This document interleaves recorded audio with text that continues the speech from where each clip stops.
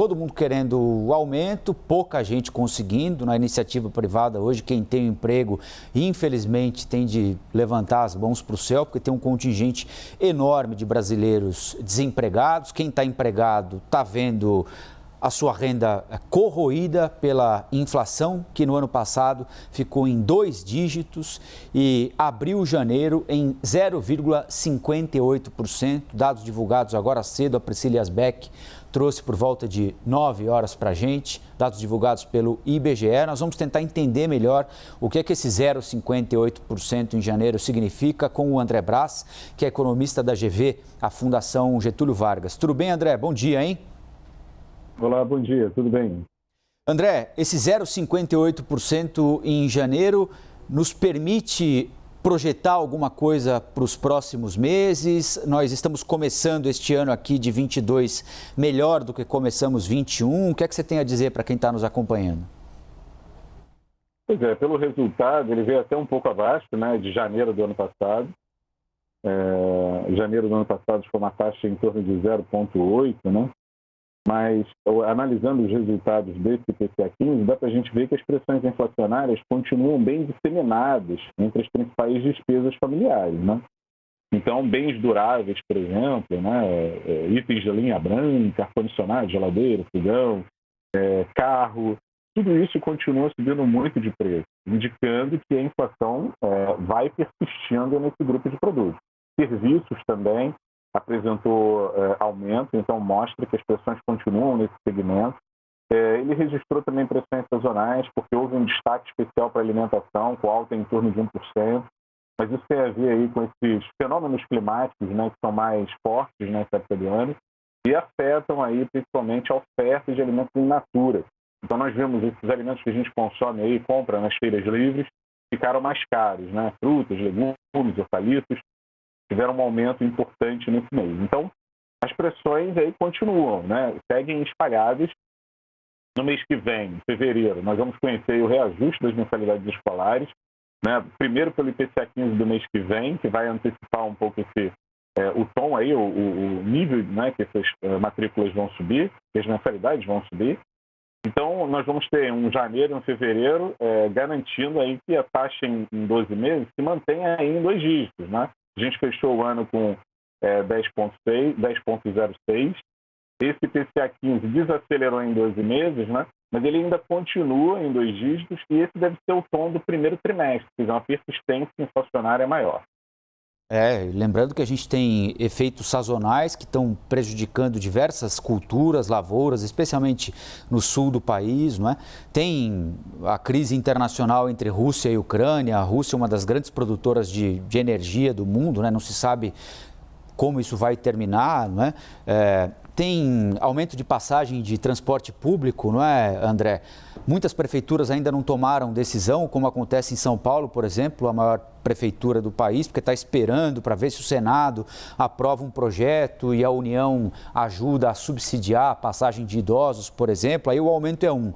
Se esse projeto não passar pelo Senado, o aumento é outro. Então isso ainda está por vir, não é? E ao longo do ano passado, André, o Banco Central foi aumentando de maneira muito contundente a taxa básica de juros, né?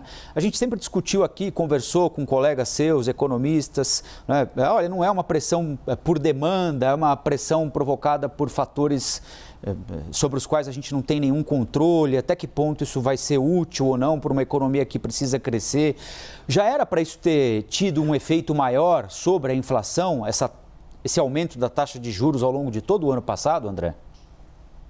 Demora um pouco para a taxa de juros, de fato, começar a fazer efeito, a contribuir para uma desaceleração mais forte da inflação. Eu acho que isso deve acontecer ao longo do segundo semestre, né, desse ano. De qualquer maneira, quando a gente fala em demanda, a gente não pode olhar só para a demanda doméstica, né? Existem outros países que interagem com o nosso e que tiveram sua demanda aumentada por uma política fiscal expansionista, né? Os Estados Unidos teve isso. E essa demanda mais forte lá fora acaba influenciando preços aqui no Brasil. Então, mesmo que a nossa demanda seja fraca, a gente tem que pensar nela num contexto maior, fora da nossa fronteira, afetando, sim, a nossa atividade.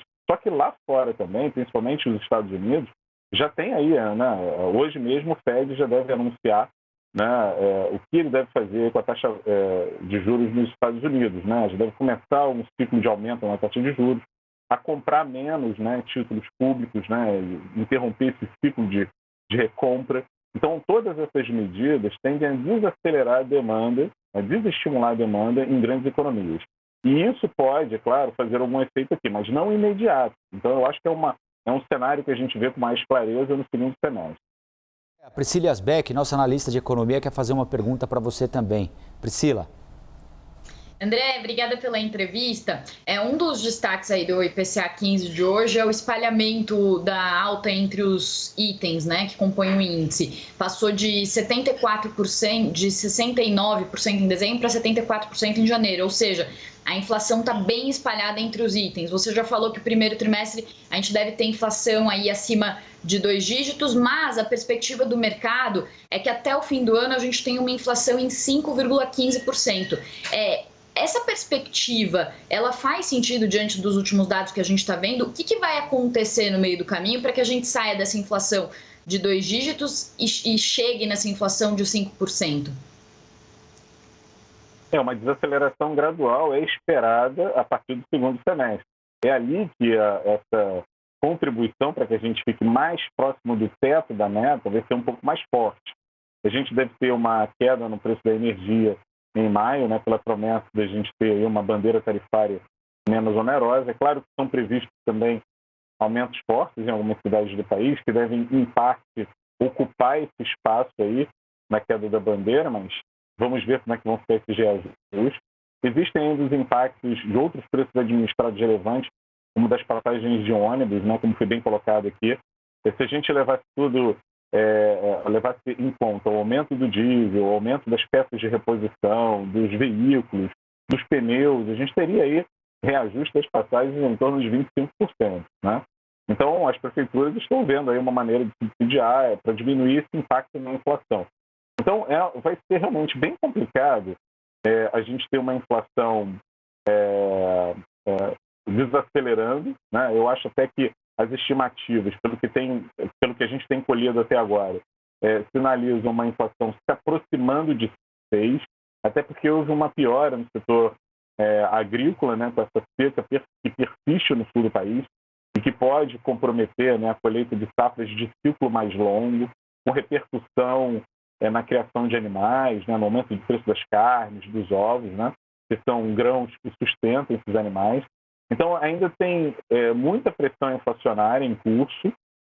Eu acho que a gente vai ter uma persistência inflacionária maior. Ela pode vir no final do ano bem distante da meta, que a meta para esse ano era 3,5%, pode ir gradualmente se aproximando de 6%, mas também não acredito que até o momento ela repita o tom de 2021. Então, eu também acredito numa desaceleração, mas acredito também que ela pode ser frustrada a princípio por fatores que a gente não tem como controlar, como a contribuição do clima.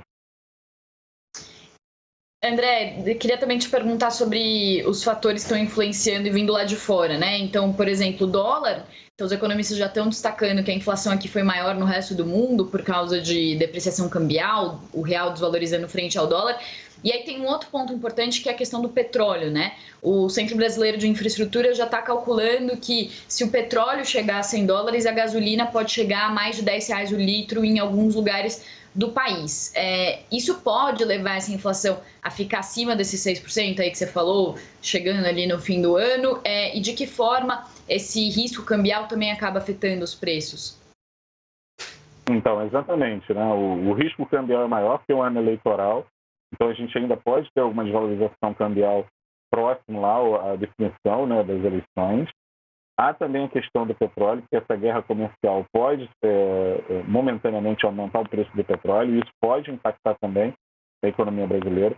Mas colocando essa guerra cambial de lado e contando que grandes economias vão começar a tirar seus estímulos, aumentar juros, parar de comprar títulos, isso também pode frear a demanda e trazer alguma estabilidade no preço do petróleo. Então, tirando esse cenário de guerra, de disputas comerciais, e também algum risco aí, dado a aproximação das eleições, a gente teria condições de ter uma estabilidade maior do preço do petróleo.